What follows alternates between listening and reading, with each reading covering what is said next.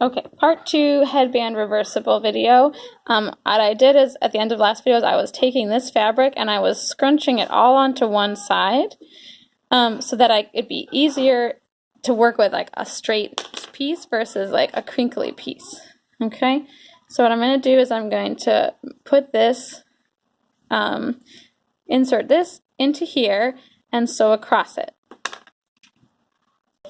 Alright, before I sew it, I just want to show I'm not in here very far. Okay, I'm basically just kind of covering the stitches where the elastic was sewn to the other casing.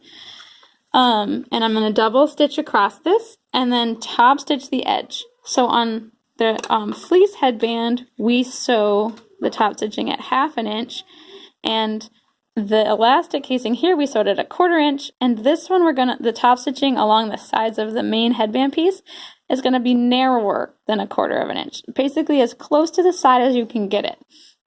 Now again, this is probably a design preference on the person doing the tutorial, but I would like you to practice doing this so that that was kind of the point of doing many different headbands, was experimenting with different fabrics, different styles, and also getting really good at doing this top stitching, because it just really makes a project look professional, and being able to do it evenly at different lengths just makes a big difference. Another thing is that this fabric, you can see it kind of stands up by itself.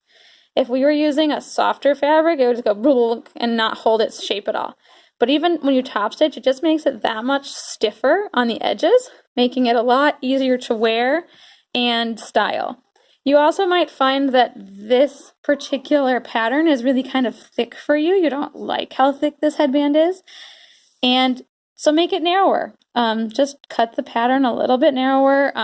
You just have to be a little bit more careful with your elastic, making sure that the elastic goes through the casing, and that the top stitching, when you do the elastic, that it fits.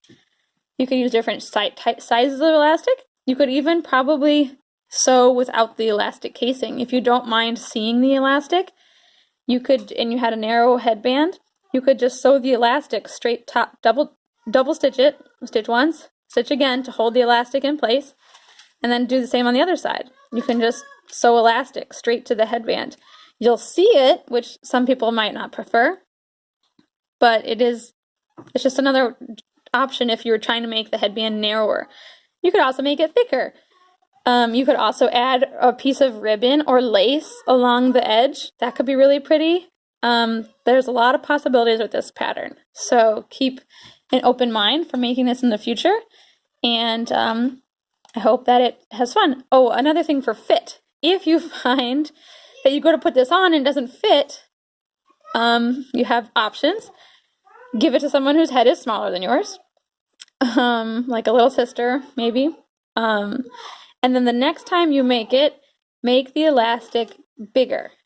So if the pattern called for 5.5 inches, you might put in like a 6.5 inch elastic. And if that ends up being too big, all you gotta do is take out this stitch, pull it out, pull the elastic through a little further, shorten it by like another 1/2 inch, sew it across, stick it through, sew it closed, try it on until you find that kind of sweet spot.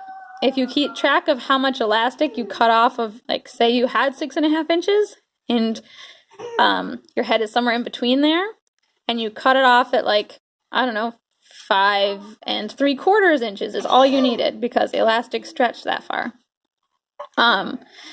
Then keep track of that, write it on your pattern piece, or write it down somewhere where you'll remember when you make this pattern again that the elastic was too small. Everyone's head is not the same size.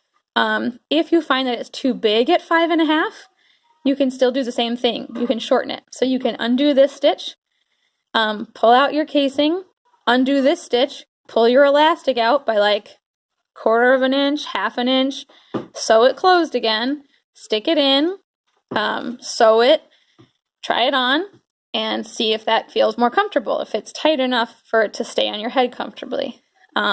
So I'm going to finish this and take some pictures, but look on the tutorial. The tutorial was really clear, I thought, and if you have any questions, let me know, and I'd love to see pictures of you wearing these.